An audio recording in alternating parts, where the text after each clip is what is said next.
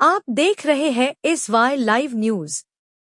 बिहार के जोकीहाट विधानसभा क्षेत्र के उदाहाट में MIM की सभा के दौरान महाराष्ट्र के जॉइंट सेक्रेटरी और मुंब्रा सदर सैफ पठान ने उम्मीदवार मोहम्मद मुर्शीद आलम के समर्थन में जोरदार भाषण दिया। इस मौके पर MIM प्रमुख असदुद्दीन ओवैसी साहब भी मंच पर मौजूद रहे।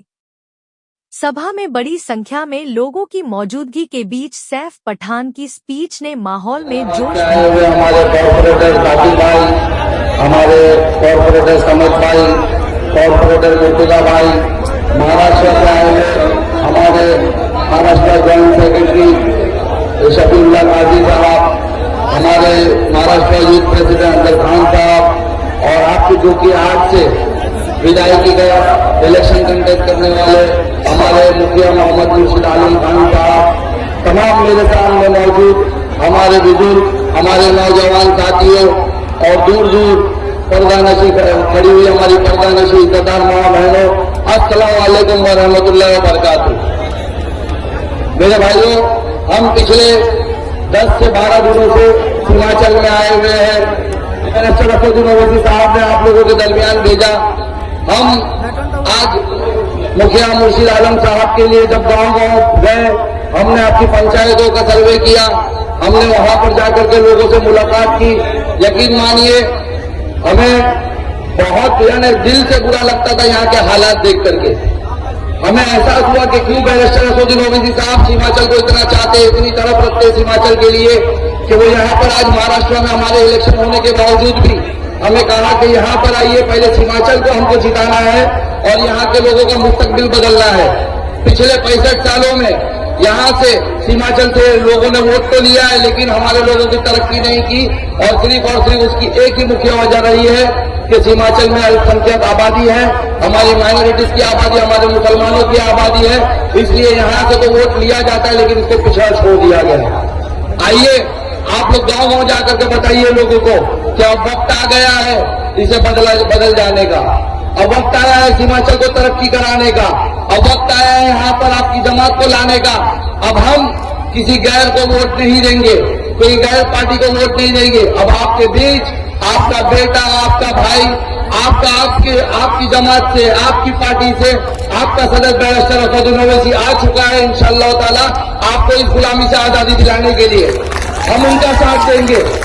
मेरे भाइयों, याद रखिए, आज बैरिस्टर असदुद्दीन ओवैसी साहब हिमाचल में पिछले 11 सालों से आपके लिए मुसलसल मेहनत कर रहे हैं और यकीन जाने आपके लिए मेहनत करना, आपके लिए आवाज उठाना, आपके लिए बात करना बहुत ज्यादा लोगों के पेटों में दर्द कर रहा है, बहुत ज्यादा यहाँ के नेताओं के पेटों में दर्द कर रहा है। ये वो नेता है जब आपके खिलाफ कोई कानून सरकार लाती है, आपके खिलाफ कोई कानून सरकार लाती है, चाहे वो NRC जैसा काला कानून हो, NPR जैसा हो, CA जैसा हो, वक्फ जैसा काला कानून हो, तो ये सब चुप रहते हैं। अगर आपके ऊपर कोई हमला कर दिया जाए, कहीं हमारे बुजुर्गों को मारा जाए, मौत लिंचिंग की जाए दोष के नाम पर या कोई दूसरे नाम पर, तो ये खामोश रहते हैं। सिर्फ इन सरकार की आंख में, उस हुक्मरान, उस मोदी की आंख में आंख डालकर अगर कोई बात करता है तो मुझे फख्र है, वो मेरा और आपका सदर बैरिस्टर असदुद्दीन ओवैसी बात करता है।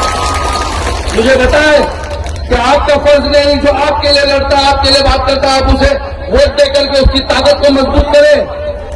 जो आपका दर्द रखता है उसको आप ताकत देकर मजबूत करें। अरे सोचे, ऐसा क्या दर्द हुआ कि आज बिहार के अंदर बहुत ज्यादा पार्टियां इलेक्शन लड़ रही है, सबको तकलीफ सिर्फ और सिर्फ बैरिस्टर असदुद्दीन ओवैसी साहब और उनकी पार्टी से है। जरा सोचिए ये क्यों है? क्यों? क्योंकि इस पार्टी MIM की क़यादत करने वाले के सर पे टोपी और चेहरे पे दाढ़ी है, वो 5 वक्त नमाजी है, वो ताजुद गुजार है और वो इस कौम का मुस्तकबिल बदलना चाहता है। ये तकलीफ हो रही है सबको। सोचिए, कौन बोले बैरिस्टर असदुद्दीन ओवैसी के खिलाफ? हम जवाब देने आए, हम महाराष्ट्र से ही आए। मैं उस गवैये को बोलूंगा, एक गवैया आया आजकल बिहार में, उसे हेलीकॉप्टर में थोड़ा घुमाया क्या जा रहा है तो वो पंख की तरह फड़फड़ा रहा है हर जगह जाकर के मेरे कायद के बारे में। उसकी फड़फड़ाहट जाकर छोड़ देंगे इंशाअल्लाह ताला। कह रहा है वो गवैया जो खुद 10, 20, 50 के चिल्लर के लिए शहर पड़ता है, अशायर पड़ता है लोगों के सामने, थोड़ा नोट ज्यादा फेंक दो तो ज्यादा बोलता है, वो मेरे सदर के बारे में बोलेगा, वो गवैया बोलेगा। वो गवैये को मैं कहना चाहूंगा, याद रख, कुछ जैसा एहसान फरामोश इस कौम ने आज तक नहीं देखा। जिस राज्यसभा में तू है ना, वहां पर इसी पार्टी के एहसानों तले तू पहुंचा है और आज इसके खिलाफ बोल रहे हैं। जो शौहरत तुझे हिंदुस्तान भर में मिली है ना, वो हमारे सदर अकबरुद्दीन ओवैसी साहब के लिए शेर पढ़ने पे मिली है। ये तो तेरी औकात 10-20 से ज्यादा नहीं है। और होने में ये इलेक्शन फिर राज्यसभा के लिए आएगा ना, जिस तरह पिछली बार महाराष्ट्र में 2 वोट लिए हमसे भीख मांग करके और राज्यसभा मेंबर बना, इस बार तुझे तेरी औकात बताएंगे, वापस वही मंच पर पहुंचाएंगे, 10-20 वोट उड़ाएंगे। तू बोलेगा मेरे सदर के बारे में, हेलीकॉप्टर का हिसाब पूछ रहा है, अरे 10-20 वाला हिसाब पूछ रहा है। सोचे एक आपके बीच में एक नई पार्टी आई है, अच्छा वो प्रशांत किशोर, उसे तकलीफ है सबके बिहार आने से। क्यों तकलीफ है? क्योंकि वो बीजेपी का छोटा रिचार्ज है, छोटा रिचार्ज। याद है ना आपको, 2014 में बीजेपी जब इख्तियार में आई, ये मोदी जब इख्तियार में आया, उसके पीठ के पीछे यही छोटा रिचार्ज खड़ा हुआ था। इसके ही मैनिफेस्टो से, इसकी ही पॉलिसी से आज हमारे खिलाफ, इसकी पॉलिसी अपना करके आज पीपल तलाक जैसे बिल को पेश किया गया, इसकी पॉलिसी अपना करके आज CANRC के बिल को पेश किया गया, आज वक्त के काले कानून को पेश किया गया। और ये उम्मीद रखता है कि मुसलमान इसको वोट देगा। अरे प्रशांत किशोर बाबू, अच्छा सब बिहार क्यों है? बिहार आएंगे, पूरे हिंदुस्तान जाएंगे, बिहार का किसी के बाप का है क्या? ओवैसी नहीं आना। ओवैसी याद रखो, ओवैसी साहब पूरे हिंदुस्तान में इलेक्शन कंटेस्ट करेंगे। वो सिर्फ हैदराबाद के MP नहीं, वो हमारे पूरे हिंदुस्तान के मुसलमान अल्पसंख्यक पिछड़े और दलितों के लीडर है। वो पूरे हिंदुस्तान कंटेस्ट करेंगे। हद है। एक 9वीं फेल बैरिस्टर असदुद्दीन ओवैसी साहब को आतंकवाद कह रहा है। अरे तेजस्वी, जो एक्सट्रीमिस्ट शब्द आपने इस्तेमाल किया, आपको उसका मतलब भी पता है? कि आपकी एक प्रमोशन टीम ने कह दिया कि आप कह दो तो आपने कह दिया। आप सोचे, बड़े शर्म की बात है, आज बैरिस्टर असदुद्दीन ओवैसी साहब को चरमपंथी कहा जा रहा है, आतंकवाद कहा जा रहा है। किसके लिए? मुझे बताए, क्या बिहार के मजलूमों की आवाज उठाना चरमपंथी है? क्या बिहार के मजदूरों के लिए उनके हक के लिए बात करना चरमपंथी है? क्या आपके शहरों में स्कूलें बनाई जाए, इस पर बात करना चरमपंथी है? जो यहाँ से पलायन करके दूसरे राज्यों में अपने परिवार से दूर रहकर रोजगार के लिए जाते, उनको यह रोजगार देना चरमपंथी है? अरे चरमपंथी तो उसकी सोच है जिसने आपको चरमपंथी कहा, जिसने बैरिस्टर असदुद्दीन ओवैसी साहब को चरमपंथी कहा। बड़े अफसोस की बात है, ये उनकी सोच बताती है कि उनको सर पे टोपी रखने वाला, चेहरे पे दाढ़ी रखने वाला एक ऐसा कायद चरमपंथी लग रहा है। ये उसने असद साहब को नहीं, वो उसने सीमांचल के हर एक उस मुसलमान को कहा जिसके चेहरे पे दाढ़ी और सर पे टोपी है। और इंशाल्लाह तेजस्वी, तुझे ये आवाम, ये मुसलमान जिनके सर पे टोपी, चेहरे पे दाढ़ी, दिल में ईमान है, 11 तारीख को पतंग छाप दबा के जवाब दे। हिमाचल का मुसलमान अब समझ चुका है कि उनका कोई नेता नहीं इस देश में, ना उनका नेता तेजस्वी है, ना नीतीश है, ना प्रशांत किशोर है, ना अखिलेश है, ना मोदी है। उनका नेता कौन है? तो सिर्फ और सिर्फ ओवैसी है।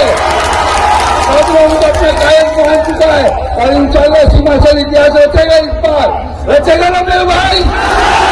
ओवैसी साहब को चरमबंदी करने का बदला दोगे ना? क्योंकि आज से आप मुखिया मूर्तिलाल को जिताओगे ना? देखिए, हम बड़ी उम्मीद है कि आपके बीच आए, हम जवाब दे सकते हैं, लेकिन हम चाहते हैं कि जिसे चरमबंदी कहा गया वो मुसलमान से जवाब दे। देखिए, मैं ज्यादा वक्त नहीं लूंगा। अभी हमारे भाई यहाँ पर एक बात बता रहे थे, मैंने मंजर साहब को सुना, उन्होंने कहा कि असद ओवैसी साहब की बेटी की शादी थी और वो उस वक्त आपके लिए सांसद में, जब मैं आपको डेट बताता हूँ, पूछिए जरा उस तेजस्वी से, जब पीपल तलाक का बिल सांसद में जब ट्रिपल तलाक का 27 दिसंबर 2018 को पेश किया गया, कहा था वो, और उसके लीडर कहाँ थे? याद रखिए, वहां बैरिस्टर असदुद्दीन ओवैसी साहब तो, और मैं आपको गवाही देता हूँ इस बात की कि हम हैदराबाद में थे, हम महाराष्ट्र के लोग हैदराबाद में थे, हम उनके मेहमान थे, क्योंकि उस वक्त हमारे सदर साहब की बेटी की शादी थी। वहां पर आप सोचिए, आपके घर में शादी होगी, आप कहीं जाओगे? अपना शहर छोड़ के, अपना घर छोड़ के जाओगे? लेकिन बैरिस्टर असदुद्दीन ओवैसी साहब गए। बैरिस्टर असदुद्दीन ओवैसी साहब उस दिन भी अपने घर में अपनी बेटी की शादी के वक्त भी मेहमान उनके घर में पड़े, फिर भी वो पार्लियामेंट में इस देश की बेटियों के लिए आवाज उठा रहे थे। कहाँ मिलेगा ऐसा लीडर? कहाँ मिलेगा मेरे भाई? बताए, उनके घर में शादी थी, उनकी बेटी की शादी थी, फिर भी इस देश की बेटियों के लिए आवाज उठा रहे थे। मैं मेरी बहनों से कहना चाहूंगा, कोई नहीं आने वाला आपके हक की लड़ाई लड़ने। आप बैरिस्टर असदुद्दीन ओवैसी साहब को मजबूत करिए। अल्हम्दुलिल्लाह। देखिए, मैं मेरी बातों को खत्म करने से पहले, जैसा हमारे भाई ने कहा, बस मैं एक चीज कहना चाहता हूँ। मुझे एक सवाल का जवाब दीजिए। एनआरसी पे कौन बोला? एनपीआर पे कौन बोला? सीए पे कौन बोला? हमारी नॉर्थ ईस्ट पे कौन बोला?